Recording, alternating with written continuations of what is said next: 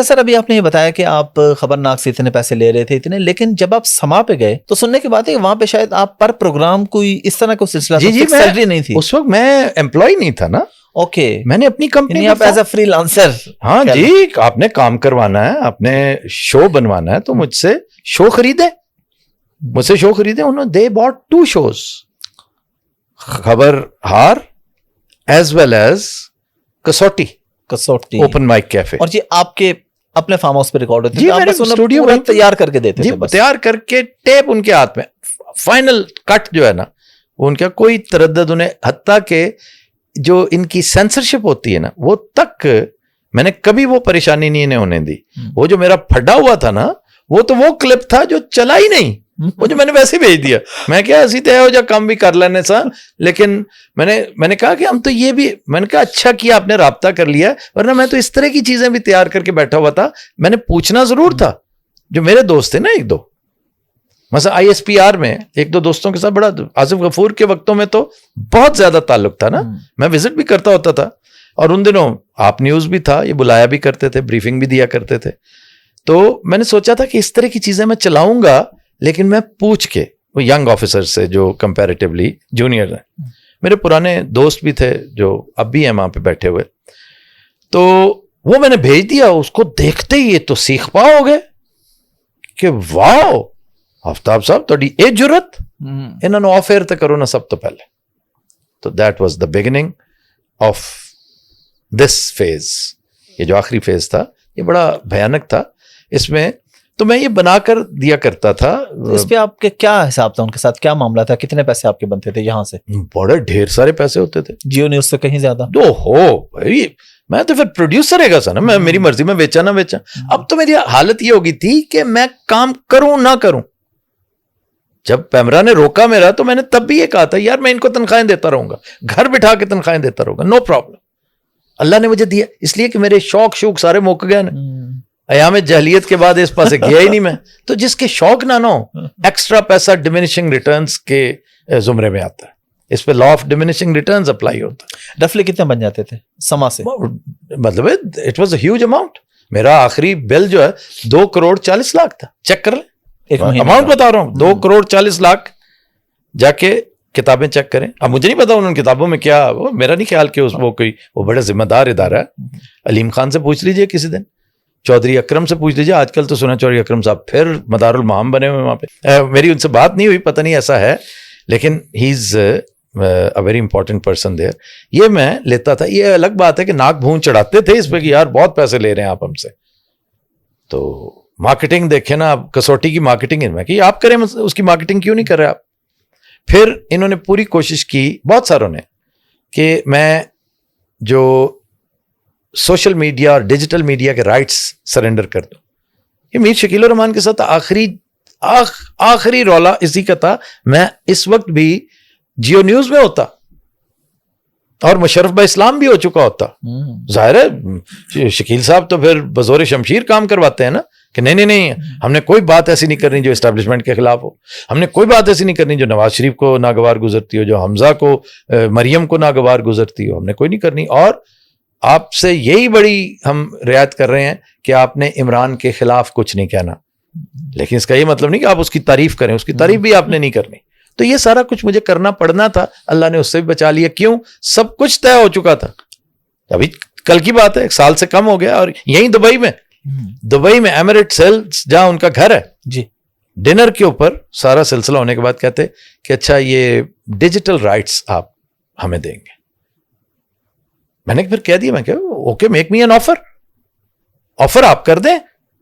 اور میں آپ کی دوبارہ بات چیت بن رہی تھی سر. وہ تو میں یہاں آیا کس لیے تھا بھائی جان، یہ قصے جو ہے نا، اب ساری باتیں تو نہیں نا آپ کو بتانی، کچھ میں نے بھی اپنے میموارز جو ہیں، ویسے تو میں نے آج آپ کو کافی کچھ بتایا، آپ نے بہت کچھ بتا دیا. اچھا اصل یہاں آنے کی وجہ آپ کی یہ، میں نے ایک وجہ یہ بھی تھی کہ شکیل صاحب کے ساتھ میرا ایک رابطہ رہے گا، تعلق رہے گا. لیکن پھر انہیں یہ بات شاید ناگوار گزری کہ میں نے کہا جی میں اس طرح نہیں دوں گا. آپ یا تو مجھے ایک آفر کریں، میں اس کو ضرب تقسیم کر کے دیکھوں گا نا، کیونکہ اب تک میں ایک بزنس مین بن چکا ہوں.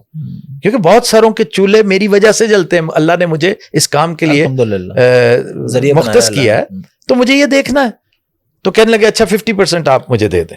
اس کے لیے معاذ بھی گواہ ہیں, میر ابراہیم گواہ ہیں, میرا خیال ہے کہ اسحاق بھی تھے موجود, وہ بھی گواہ ہیں.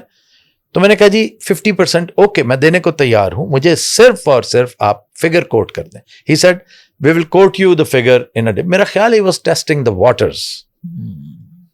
ورنہ he would have quoted, he would have definitely should have quoted the figure. تو what took him so long?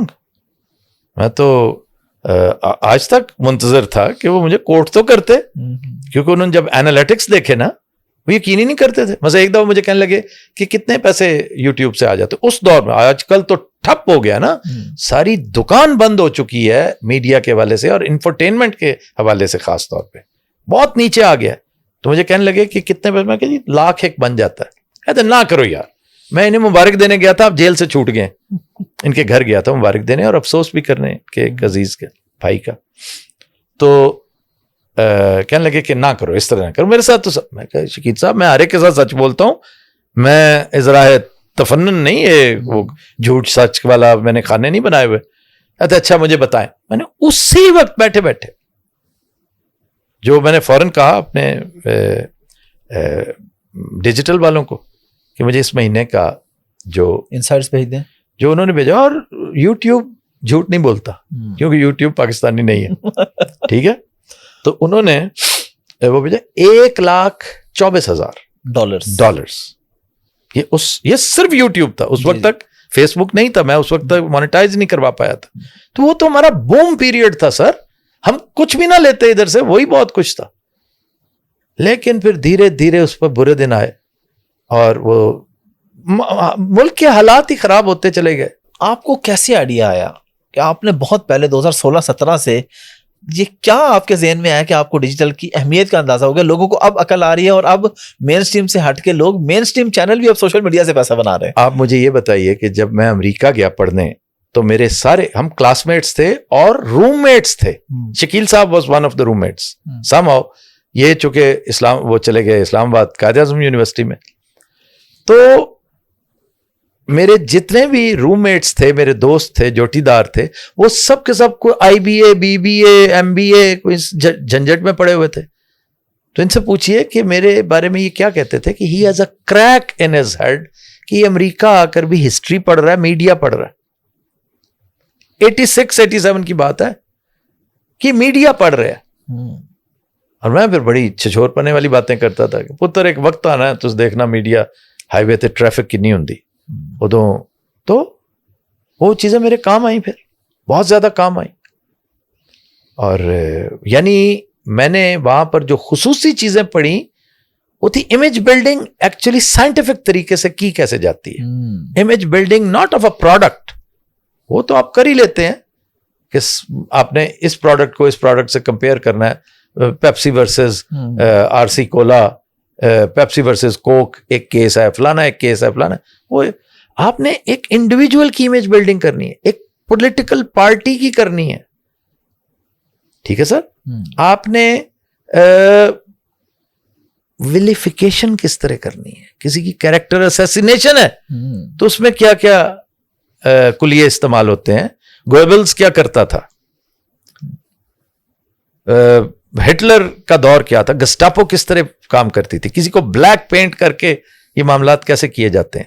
تو یہ سارا کچھ آج بھی ہو رہا ہے اور بدرجہ اتم ہو رہا ہے, یہاں بھی ہو رہا ہے, سرحد پار بھی ہو رہا ہے. کوئی ادھر گودی میڈیا, ادھر بودھی میڈیا, اسی طرح کر کے سلسلے چلتے ہیں.